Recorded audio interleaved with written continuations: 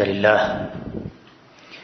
نحمده ونستعينه ونستغفره ونعوذ بالله من شرور أنفسنا ومن سيئات أعمالنا من يهده الله فلا مضل له ومن يضلل فلا هادي له وأشهد أن لا إله إلا الله وحده لا شريك له وأشهد أن محمدًا عبده ورسوله يا أيها الذين آمنوا اتقوا الله حق تقاته ولا تموتن إلا وأنتم مسلمون يا أيها الناس اتقوا ربكم الذي خلقكم من نفس واحدة وخلق منها زوجها وبث منهما رجالا كثيرا ونساء واتقوا الله الذي تساءلون به والأرحام إن الله كان عليكم رقيبا يا أيها الذين آمنوا اتقوا الله وقولوا قولا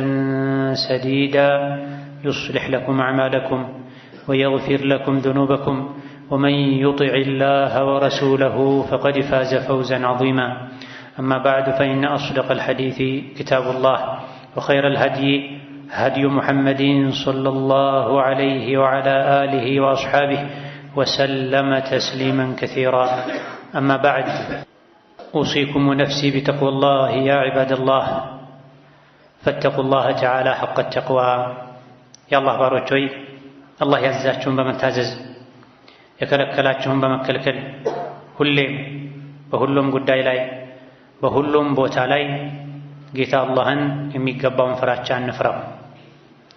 ለአኺራችን ስንቅ እንያዝ። ከስንቆች ሁሉ በላጭ ስንቅ አላህን ተባረከ ወተዓላ መፍራት ነው።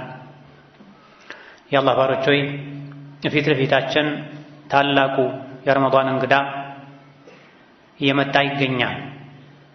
የመጣ ያለው የረመዳን ጾም ዓላማው የሰው ልጅን ነፍስ ማስተካከል ነው። የሰው ልጅን ጸባይ መግራት ነው። ጾም ብቻ ሳይሆን ዓመታዊው ሐጅም ይሁን ዘካም ይሁን ዕለታዊው የሶላት ዒባዳም ይሁን አንዱ ዋነኛ ዓላማው ተህዚበ ንፉስ ነው። የሰው ልጅን ነፍስ መሞረድ ነው፣ መግራት ነው፣ ማስተካከል ነው። የሰው ልጅ ነፍስ ከባድ ናት፣ አስቸጋሪ ናት። ነፍሱን ያሸነፈ እውነትም ጀግና ሰው ነው። በነፍሱ የተሸነፈ የመጨረሻ ደካማ ሰው ነው። ኢነ ነፍሰ ለአማረቱን ቢሱእ ኢላ ማ ረሒመ ረቢ። በመሰረቱ የሰው ልጅ ነፍስ በመጥፎ ደግማ ደጋግማ የምታዝናት የምትጎተጉት ናት፣ ወደ መጥፎ የምትጠራ ናት። ጥቂት አላህ ያዘነላቸው ሰዎች ካልሆኑ በስተቀር እነሱ ሲቀሩ ተብሏል። ታዲያ በዚህ ልክ ከባድ አስቸጋሪ የሆነችውን ነፍስ ለማስተካከል ነው በየዓመቱ ረመዳን የሚመጣው። የአላህ ባሮች ሐጅ ያድርጉ የተባለው፣ ዘካ ይሰጥ የተባለው፣ ሶላት ይሰገድ የተባለው ወዘተ ትእዛዛቶችና ክልከላዎች በሙሉ ዋና ዓላማቸው ነፍስን ማስተካከል ነው። ነፍስ በምትስተካከልባቸው ነገሮች ሁሉ ማለት ነው። በተውሂዱ፣ በሱናው፣ በጾሙ፣ በሶላቱ፣ በዘካው፣ በሐጁ፣ አይንን ሰበር በማድረጉ፣ ዘካ በመስጠቱ፣ ሰደቃ በመስጠቱ፣ ከስርቆት በመታቀቡ ወዘተ ተደማምሮ ነፍስ ትጠራለች። ኡትሉ ማ ኡሕየ ኢለይከ ሚነል ኪታቢ ወአቂሚ ሶላህ ኢነ ሶላተ ተንሃ ዐኒል ፈሕሻኢ ወልሙንከር ወለዚክሩላሂ አክበሩ ወላሁ የዕለሙ ማ ተስነዑን የሚል የቁርአን አንቀጽ አለ። አላህ ወደ አንተ ያወረደውን መመሪያ ቁርአንን አንብብ፣ ሕጉንም ተከተል፣ ሶላትንም አስተካክለህ ስገድ። ለምን? ኢነ ሶላተ ተንሃ ዐኒል ፈሕሻኢ ወልሙንከር። ሶላት ከመጥፎ ተግባር ከመጥፎ ንግግር ከተወገዙና ከሚጠሉ ነገሮች ሁሉ ይከለክላል። የሶላት ዓላማው ከመጥፎ ነገር መከልከል፣ ጸባይን ማሳመር፣ ምላስን መጠበቅ ነው። አላህን ማውሳት ደግሞ ከሁሉ በላይ ነው። ጌታ አላህ ምሰሩትን ሁሉ ያውቃል ይላል። ሐጅንም በተመለከተ አልሐጁ አሽሁሩን መዕሉማት ፈመን ፈረደ ፊሂነ አልሐጀ ፈላ ረፈተ ወላ ፍሱቀ ወላ ጅዳለ ፊል ሐጅ ወማ ተፍዐሉ ሚን ኸይሪን የዕለሙሁ ላህ ወተዘወዱ ፈኢነ ኸይረ ዛዲ ተቅዋ ወተቁኒ ያ ኡሊል አልባብ ይላል ጌታ አላህ። ሐጅ ጊዜው የታወቁ ወራቶች ናቸው፣ ጥቂት ወሮች ናቸው። 2 ወር ከሳምንት ከ10 ቀን አካባቢ ነው።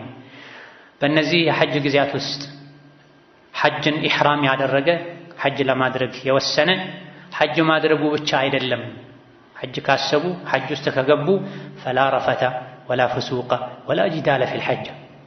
ሐጅ ላይ ሆኖ ከተቃራኒ ጾታ ጋር መገናኘት አይቻልም። ሐጅ ላይ ሆኖ አላህን ማመፅ አይቻልም። ሐጅ ላይ ሆኖ መከራከር አይቻልም። ምንም መልካም ሥራ ብትሰሩ ጌታ አላህ ያውቀዋል። የትኛውንም ሥራ ብትሰሩ ጥሩንም መጥፎንም አላህ ያውቀዋል። ለአኼራችሁ ተሰነቁ፣ ስንቅ ያዙ። ከስንቆች ሁሉ በላይ ስንቅ አላህን መፍራት ነው ብሏል። ትልቁ ሐጅ፣ አድካሚው ሐጅ ዓላማው ምንድነው?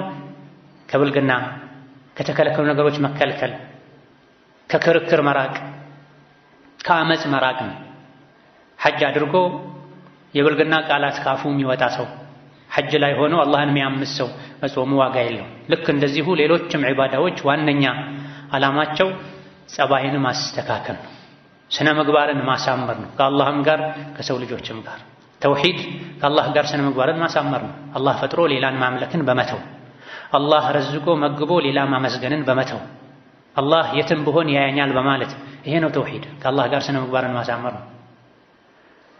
ሱና ደግሞ ከነቢ ጋር ስነ ምግባርን ማሳመር ነው። የሰው ልጆች ሁሉ አርአያ የሆኑትን መልካም ተምሳሌትን ነቢ ሙሐመድን ዓለይሂ ሰላቱ ወሰላም ትቼ ሌላን ሰው አልከተልም፣ እኔ እሳቸውን ብቻ ነው መከተለው በማለት መከተልን ለእሳቸው ብቻ ማድረግ፣ አርአያ እሳቸውን ማድረግ፣ ከእሳቸው ጋር ስነ ምግባርን ማሳመር።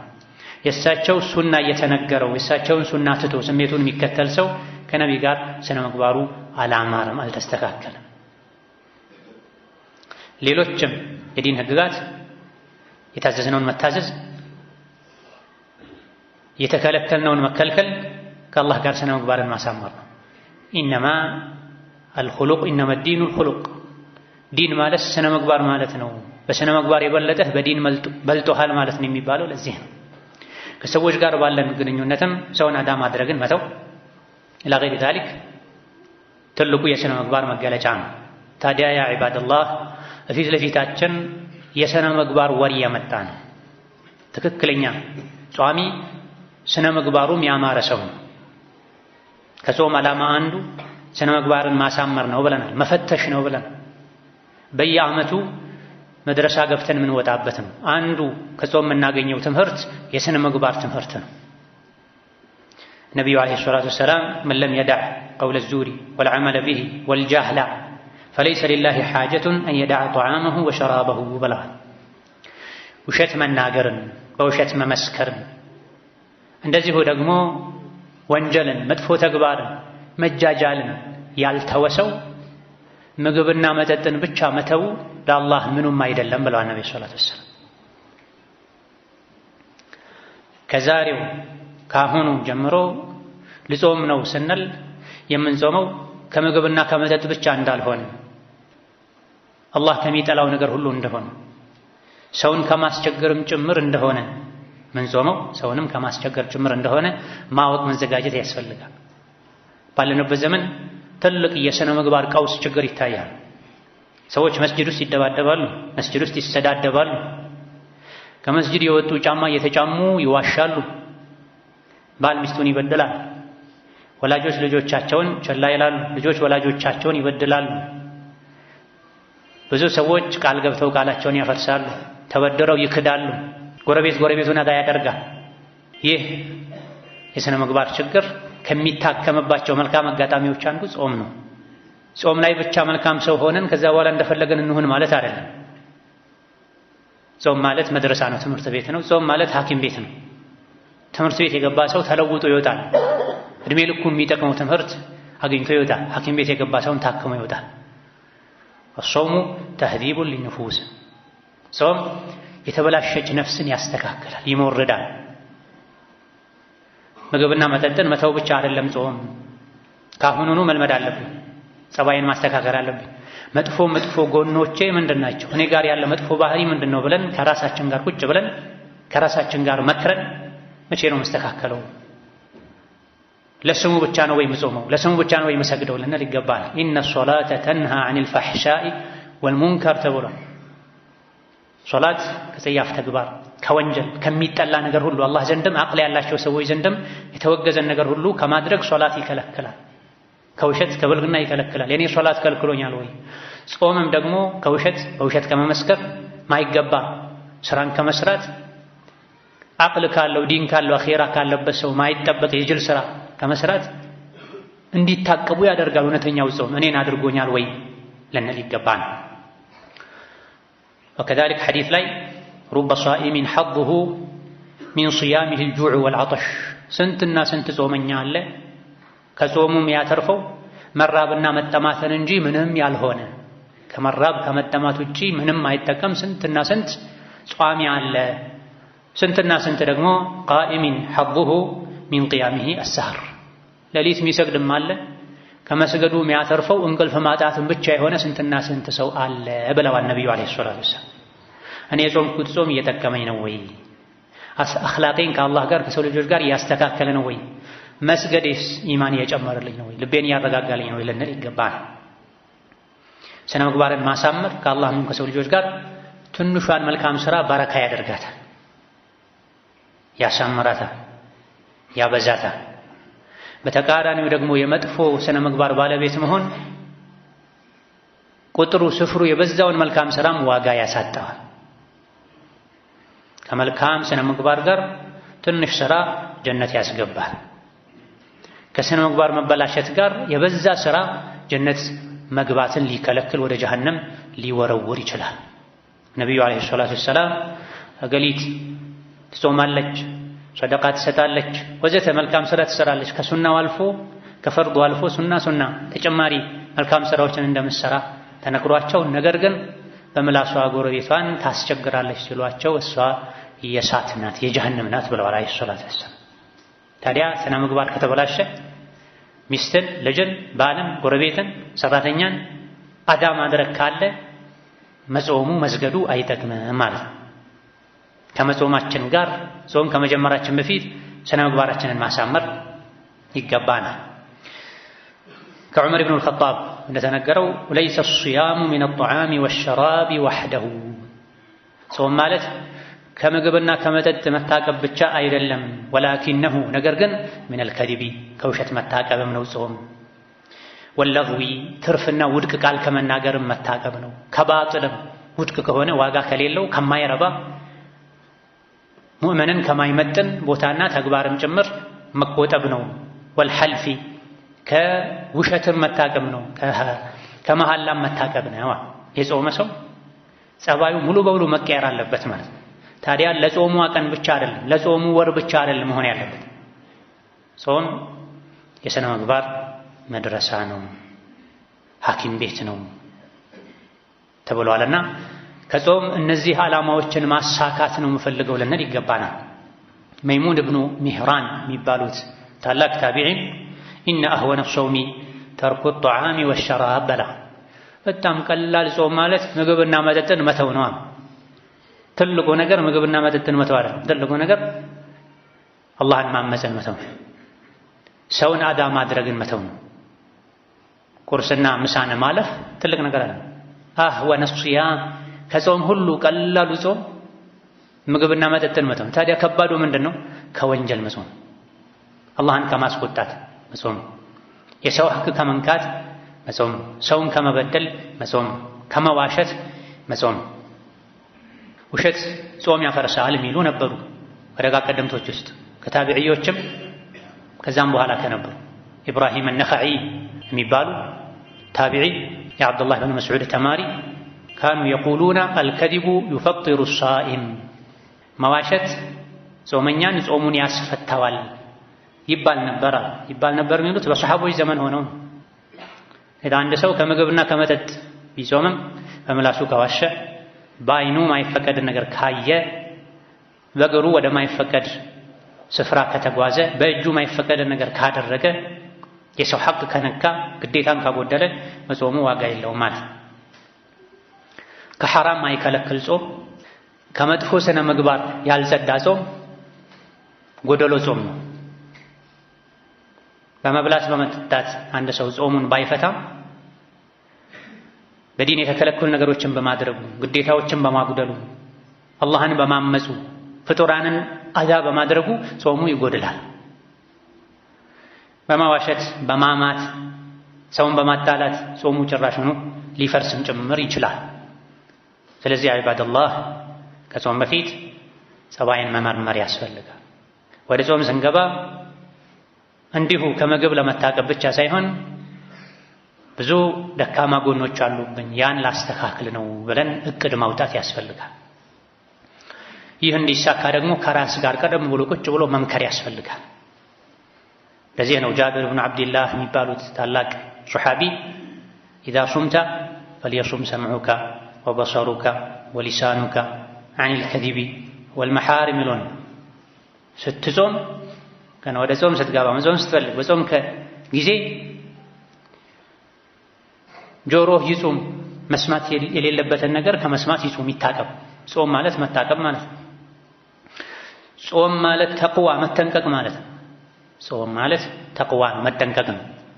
ስትጾም ጆሮህ መጥፎ ነገር እንዳይሰማ ተጠንቀቅ፣ ዓይንህ መጥፎ ነገር እንዳያይ ተጠንቀቅ፣ ምላስህ ውሸትን ሐራምን እንዳይናገር ተጠንቀቅ።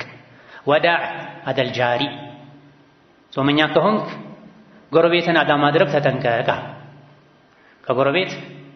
ጎረቤት የሚለው ቃል ከሚስት ይጀምራል፣ አጠገብህ ያለ ማለት ነው። ከባል ይጀምራል፣ ከሰራተኛ ይጀምራል። ከዛ በኋላ በግርግዳ የምትገናኘው በመውጫ መግቢያ የምትገናኘው ጎረቤትን ያካትታል። ስትጾም ምላስህም ዓይንህም ጆሮህም ይጹም። በዙሪያህ ያለን ሰው አዳ አታድርግ። የጾመኛ ክብርና ግርማ ሞገስ እርጋታ ይታይብህ። የጾምከበትና ያልጾምከበት ቀን ጾመኛ የሆንከበትና ያልጾምከበት ቀን ተመሳሳይ አይሁና። ታዲያ ይሄ ለአንድ ቀን ብቻ አይደለም፣ ለሁሌም አንድ ሰው ሲጾም ይሄን ዓላማ ማወቅ ለማሳካት መጣር ይጠበቅበታል። በየዓመቱ እንጾማለን። ከጾም ምን አትርፈን እያወጣን ነው? እያንዳንዳችን ራሳችን እንጠይቅ ይገባናል። ወደ ጾም ስንገባም ለምንድን ነው የምጾመው ልንል፣ ጾምን ከሸኘም በኋላ ምን ተጠቀምኩ ልንል ይገባናል። ቁጥር ብቻ መሆን የለበትም። أقول قولي هذا وأستغفر الله لي ولكم ولسائر المسلمين من كل ذنب وخطيئة فاستغفروه إنه هو الغفور الرحيم. الحمد لله على إحسانه والشكر له على توفيقه وامتنانه، وأشهد أن لا إله إلا الله وحده لا شريك له تعظيما لشأنه، وأشهد أن محمدا عبده ورسوله الداعي إلى رضوانه صلى الله عليه وعلى آله وأصحابه وإخوانه وسلم تسليما كثيرا. أما بعد، እውነተኛና ትክክለኛን የተሟላ ምንዳ የሚያስገኝን የጾምን ዓላማ ግብ የሚያሳካን መጾም ከፈለገን በጾማችን በአጿጿማችን አላህን ልንፈራ የነቢን ዓለይሂ ሰላቱ ወሰላም ሱና ልንከተል ይገባናል። ጾም ትልቅ ዒባዳ ነው፣ ልማድ ልናደርገው አይገባም። ጾም ትልቅ ወደ አላህ መቃረቢያ ዒባዳ ነው።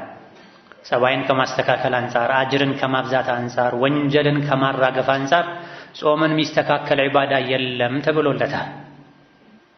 በዚህ ልክ ልንረዳው ልንጓጓለት፣ ስስ ነው ልንጠብቀው ይገባናል። በዓመት አንድ ወር ሙስሊም ከምግብ ይታቀባል አይነት እምነት ሊኖር አይገባም። ውስጣችን ላይ ከምግብ ብቻ ሳይሆን ከሐራም ከተከለከሉ ነገሮች መታቀብ ያስፈልጋል። ለረመዳኑ ብቻ ሳይሆን ይሄን ሁሌ የምናድስበት የምናስታውስበት ወር መሆን አለበት። የዓመቱን የኢማን ስንቅ የምንሰንቅበት መሆን አለበት። ራሳችንን የበለጠ ቆም ብለን የምንፈትሽበት መሆን አለበት። በቀን 5 ጊዜ ሶላት እንሰግዳለን። እውነተኛ አማኝ 24 ሰዓት ይሰግዳል። መስገድ በግንባርና በስጁድ አካላት ብቻ አይደለም፣ በልብ ነው ትልቁ ሶላት፣ በቀልብ ነው። 5 ጊዜ ወደ መስጊድ መመላለሳችን ሶላት ከውስጣችን አልጠፋም አለ ማለት ነው። ሁሌም 24 ሰዓት በየዓመቱ ረመዳንንም ስንጾም ነው አንድ ወር ብቻ ትዝ ብሎን ረመዳን ገባ ሲባል አስታውሰነው ተመሳስለን የምናደርገው ነገር ሳይሆን ደጋግ ቀደምቶች ያደርጉ እንደነበረው 6 ወር አላህ ረመዳንን ያድርሰን ይሉ ነበር ተብሏል። 6ቱን ወር ደግሞ ከጾሙ በኋላ አላህ ይቀበለን ይሉ ነው። ዓመቱን ሙሉ ረመዳን ከውስጣቸው አይጠፋም ነበር ማለት ነው። ማስታወሻ ነው፣ ተንቢህ ነው። ሊፈጠሩ የሚችሉ ድክመቶችን ገፍላዎችን ማስተካከያ ነው እንጂ በአንድ በር ገብቶ በሌላ በር የሚወጣበት አይደለም። እውነተኛ ሙስሊም ሁሌም ይጾማል። ትልቁ ጾም ደግሞ ከሐራም መታቀብ ነው። ከሐራም እስከታቀበ ድረስ አንድ ሰው ጾመኛ ነው። ለዛ በጾም መጠቀም ከፈለገን አገባባችን ሊያምር ይገባል። ጾም ውስጥ ቆይታችን ሊያምር ይገባል። ከወጣም በኋላ ምን ይዤ ወጣሁ ልንል ይገባናል። ከወዲሁ ረመዳን ከመምጣቱ በፊት የጾመኛን አኽላቅ ልንላበስ፣ ልባችንን ንጹህ ልናደርግ፣ የሰውነት አካላታችን ሐራም ላይ እንዳይገባ ልንጠብቅ፣ ሰውን አዳ ከማድረግ ልንጠነቀቅ ይገባናል። ማንኛውንም የጾመኛን አጅር ምንዳ ከሚያጎድሉ ነገሮች መራቅ፣ በተቃራኒው ደግሞ ጾምን አጅሩን ከፍ የሚያደርጉ ነገሮች ላይ መጠመድ ይጠበቅብናል። ዚክር ማብዛት፣ ቁርአንን ደጋግሞ ማክተም፣ መስጂድ መቆየትን ማብዛት፣ ከሐራም ቦታዎች መራቅ፣ ከሰው ጋር አስገዳጅ ነገሮች ካልገጠሙን በስተቀር መቀላቀልን መገናኘትን አለማብዛት አስፈላጊ ነው። በተለይ ባለንበት ዘመን ከሰው ጋር መገናኘት ከጥቅሙ ይልቅ ጉዳቱ ያመዝናል። ሰዎች ከሰው ጋር ሲገናኙ ወይ መዋሸት፣ ወይ ማማት፣ ወይ መጥፎ ወሬ መስማት፣ ወይም ወንጀል አይቶ እንዳላየ ማለፍ፣ ሐራም ማየት፣ አሊያ ደግሞ ጊዜን የተሻለ ወደ አላህ በሚያቀርብ ነገር ከማሳለፍ ይልቅ በሚጎዳ በማይረባ ነገር ማሳለፍ የማይቀር። አኺር ዘመን ላይ የነቢዩ ምክር አለይሂ ሰላቱ ወሰላም ምላስህን ያዝ፣ ቤትህ ይስፋህ ይብቃህ፣ ወንጀልህን አስታውሰህ አልቅስ ነው ያሉት። አኺር ዘመን ላይ ፈተና ይበዛል፣ የዲን ድክመት ይበዛል ተብሎ መውጫው ምንድን ነው ሲባሉ ነብዩ ሰለላሁ ዐለይሂ ወሰለም ምላስህን ያዝ፣ የምትናገረውን ወቅ።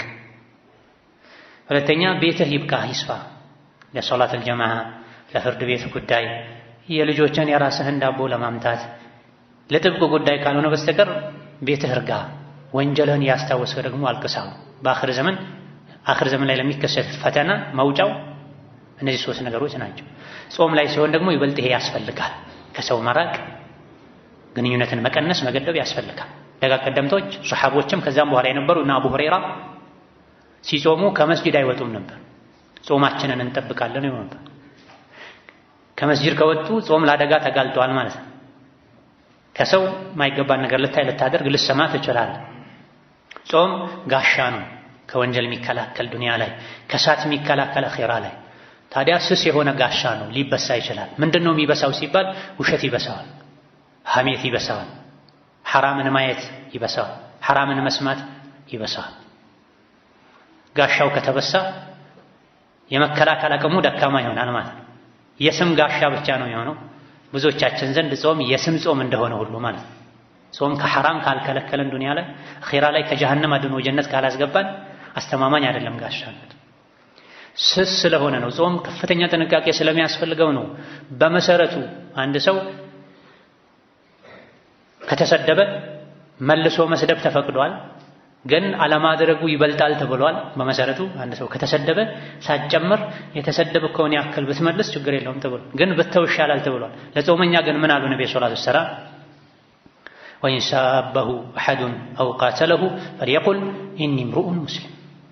በጾመኛ ህጉ የተለየ ነው። ጾመኛ ሆነ ቢሰድብህ አንድ ሰው አትስደብ። ምን በል? እኔ ጾመኛ ነኝ በላሉ ነብዩ ሰለላሁ ዐለይሂ ወሰለም። አንድ ሰው ኢንሳበሁ ለስድብ ቢፈልገው ቢጋብዘው ቢሰድበው አሊያ ደግሞ ቢደባደብ ከሱ ጋር አሊያ ደግሞ ቢከራከረው ቃተለሁ የሚለው ጃደለሁ ደረቅ ክርክርና ሙግት ስለያስገባው ቢፈልግ እኔ ይሄ ባህሪ አይደለም አይመጥነኝም እኔ ጾመኛ ነኝ ይበላ። ተሰድቦ እንኳን ጾመኛ መልስ አይሰጥም ማለት ጾመኛ አይሳደብም ማለት ነው። ከእንደዚህ አይነቱ መጥፎ ባህሪ ሳንርቅ አላህን ሳናከብር የሰው ባሮችን ሳናከብር ምንጾመው ጾም ዋጋ አይኖርም። ከሰዎች በአካል ብንርቅም ደግሞ ዘመን ወለዱ የዓለም ሰዎችን እስከነ ምናምናቸው ጠቅልሎ አምጥቶ ኪስህ ላይ መዳፍህ ላይ ካስቀመጠው ስልክ ጋር የምትውል ከሆነም ዋጋ አይኖርም። በአካል ከሰዎች እንደምንርቀው ሁሉ ከስልክና ከኢንተርኔት ከቴሌቪዥንና መሰል ነገሮችም መራቅ መገደብ፣ ለዓላማ ለቁም ነገር እንጂ ከመጠቀም መታቀብ ይገባል። ጾመኛ ከሁሉም የአላህ ባሮች ጋር ስነ ምግባሩን ማሳመር ይጠበቅበታል። ከሌላ ጊዜ በተሻለ መልኩ በበለጠ መልኩ ወሊያሕሱን ኹሉቁከ ሊናሲ። ዑለሞችን እንዲህ ብለው ይመክሩ ነበር ነብዩ። ከሰሐቦቻቸው ውስጥ በዕልም የሚበላለጡ ሰዎች አሉ። ሙዓዝ ኢብኑ ጀበል ሐላልና ሐራምን በማወቅ ከብዙ ሰሐቦች ይበልጣሉ። ታዲያ ክፍለ ሀገር ሲልኳቸው ለማስተማር ወደ የመን ሙዓዝ ሆይ ለሰው ልጆች ሁሉ ስነ ምግባርህ ያማረ ይሁን ብለዋቸው በዓለምነት መስክረውላቸው ነገር ግን ለዓለምም ቢሆን ለአዋቂም ቢሆን የሥነ ምግባር ጉዳይ አሳሳቢ ነው፣ ማስታወስ ያስፈልጋልና ጸባይህ ያማረ ይሁን ብላ ለሌላም ሱሐባ እንደዚሁ ተመሳሳይ ምክሮችን መክራል። ወኻሊቅ ናሰ ቢኹሉቂን ሐሰን ሙስሊም የአላህ ባሪያ ሆይ ሁሉንም የሰው ልጆች በመልካም ባህሪ ተኗኗራቸው ተብሏል። ይሄ ሁሌም ነው፣ ጾም ላይ ይበልጥ ያስፈልጋል። ቤት ውስጥም ከቤት ውጪ ከትልቁም ከትንሹም ከሚፈሩትም ከማይፈሩትም ከሱ የሆነችን ነገር ከሚከጅሉም ከማይከጅሉም ጋር ሰዎችን በሰውነታቸው በአላህ ባሪያነታቸው ማክበር፣ ሐቃቸውን መጠበቅ፣ ለስላሳ መሆን፣ ለዘብተኛ መሆን፣ ገራገር መሆን፣ ታጋሽ መሆን፣ ፈገግተኛ መሆን፣ ሰጭ ለጋሽ መሆን፣ ተናናሽ መሆን ያስፈልጋል። በተቃራኒው ደግሞ ቁጡ መሆን፣ ብስጩ መሆን፣ የሚፈነዳ ውስጡ ላይ ይፈነዳ ነገር ያለ በቁጣ በብስጭት የታመቀ ሰው ከመሆን መታቀብ ያስፈልጋል። ከራስ ወዳድነት መውጣት ያስፈልጋል። ስራ ላይ፣ ቢሮ ላይ፣ ገበያ ላይ፣ መንገድ ላይ፣ መስጂድ ላይ የሙእምን ባህሪ ወጥ መሆን አለበት። ሶላት ልደርስ ነው ያሉ መንገድ ላይ ከሰው የተሰዳደቡ የጮሁ ክላክስ የደበደቡ በተለይ አናት ላይ ነጭ ጨርቅ ጣል አድርጎ ከሙስሊም የማይጠበቅን ነገር ማድረግ አግባብ አይደለም። ቤት ደርሶ የቁጣ ቦምብ ማፈንዳት አግባብ አይደለም። መስጂድ ላይ በቦታ ተጣልቶ ከወንድም ጋር መኮራረፍ አግባብ አይደለም። ትልቅ የሥነ ምግባር ቀውስና ችግር ላይ እንገኛለን ባለንበት ዘመን። መስጂድ ላይ በሶፍ ተጣልተው የሚኮራረፉ ሰዎች፣ ትንሽ ጨው በዛችና ከሚስቱ ተኮራርፎ የሚጾም ሰው አለ። የሆነችን ነገር 5-6 ነገር አምጥቶ አንድ ነገር ስላጎደለ ባሏን አኩርፋ ምጾም ትኖራለች። ስለዚህ ቤትም ከቤት ውጪ ከትንሽ ከትልቁ ከወንድ ከሴቱ ጋር ጸባያችንን እናሳምር። የጾም ዓላማው ስነ ምግባርን ማሳመር ነው በጥቅሉ። ይሄን ዓላማ ለማሳካት ነው የምንጾመው።